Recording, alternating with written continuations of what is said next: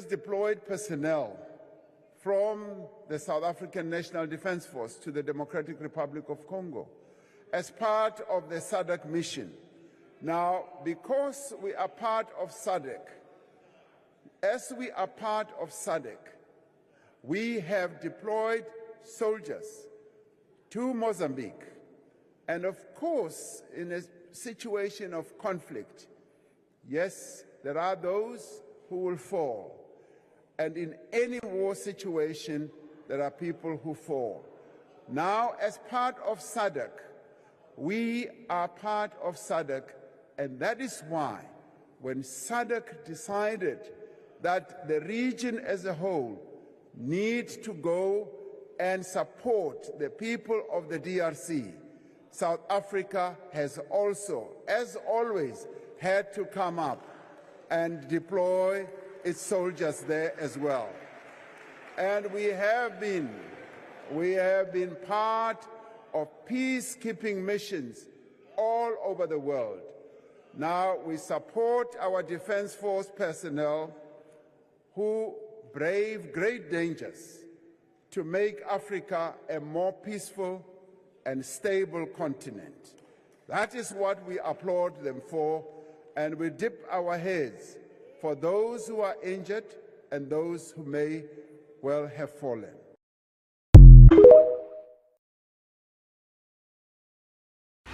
Good day, everybody. I hope we're doing good.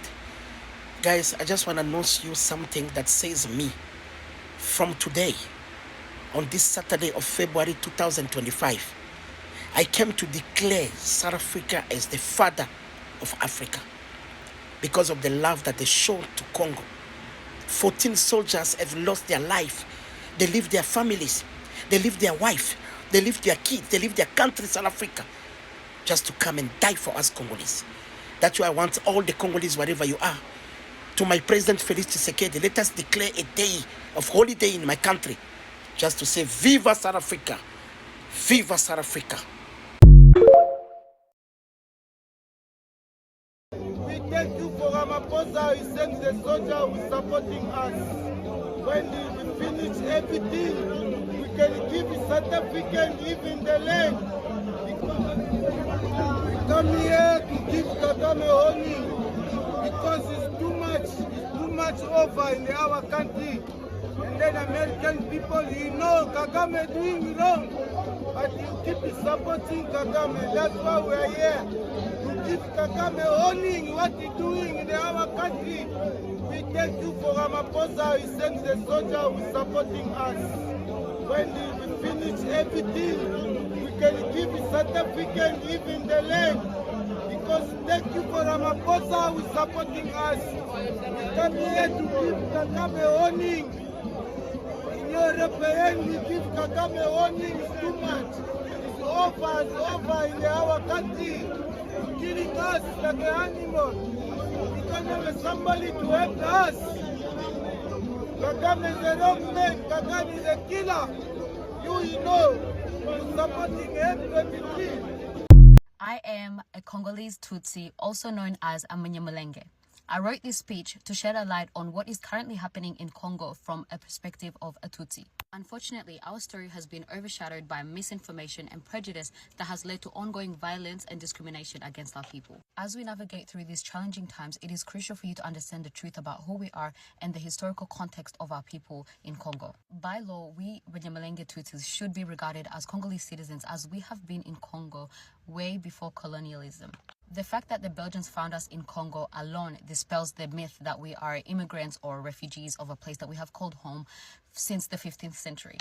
The misconception that we are refugees is largely fueled by the tragic events that took place in Rwanda in the year of 1994. However, as mentioned prior, the Banyamulenge people had already been settled in Congo since the 15th century, so how can we be referred to as refugees? We are always accused of being Rwandan due to our resemblance as Tutsis. However, the Tutsi identity is not just confined to Rwanda. It exists in various forms across the African region, particularly in the eastern part of it. However, our similarity in appearance does not erase our unique history and heritage in Congo.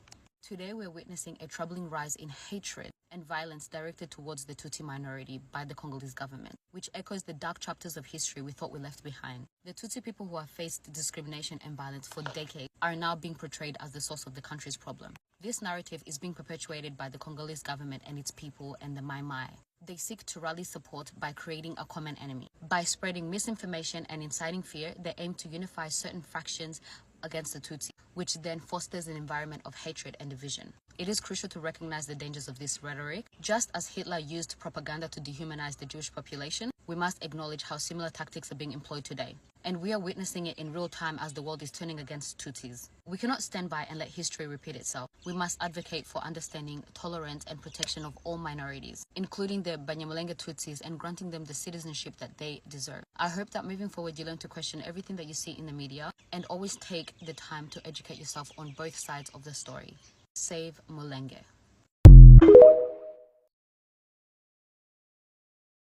Thank you, South Africa. Lately, South Africa has been taking the mantle of leadership to fight for those that cannot fight for themselves, to be the voice of the voiceless, to be the defender of the defenseless. From Palestine and more recently in Congo. Thank you, South Africa. We understand it must not be easy to be the country that goes out and voices the defense for those that cannot defend themselves. You look to your left, you look to your right and see that you're fighting an uphill battle and it is a lonely road. You stick out your neck regardless. We thank you. Us unbiased Africans, we thank you. We understand you also have your internal issues, you have your internal problems, but regardless of all that, you defend those that cannot defend themselves. Thank you, South Africa. We see what you're doing. We thank you. Recently, South Africa and the SADC has decided to fight and defend the people of Congo against being in the crossroads of greed. We thank you, South Africa.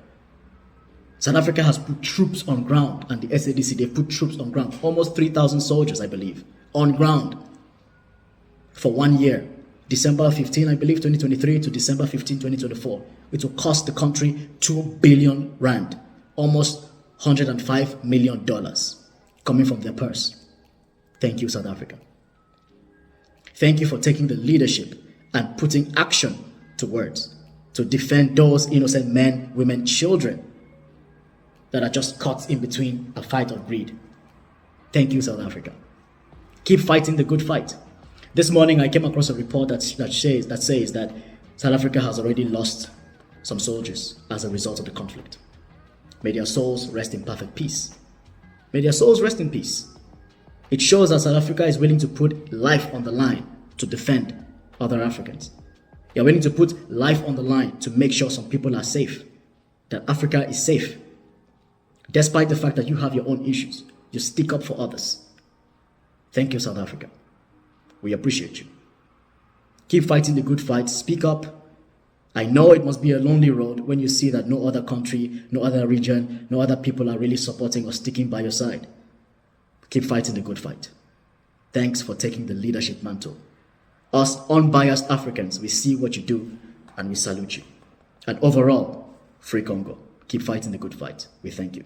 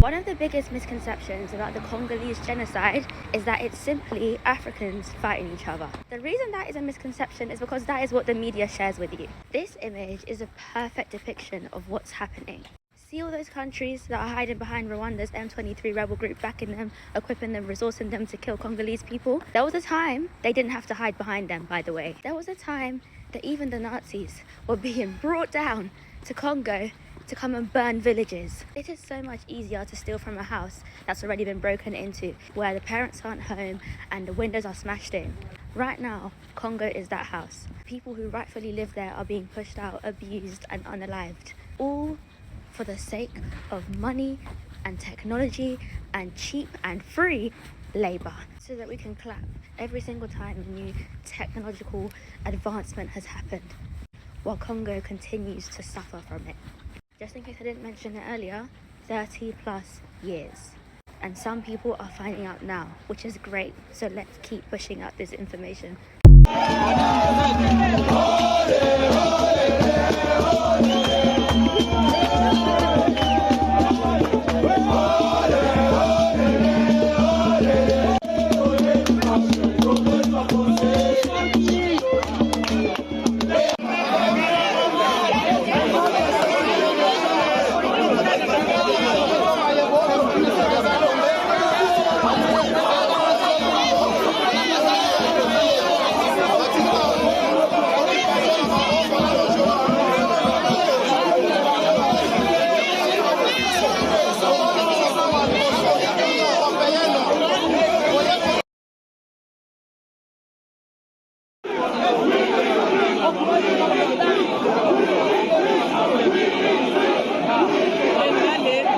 On vient Galé. Okay.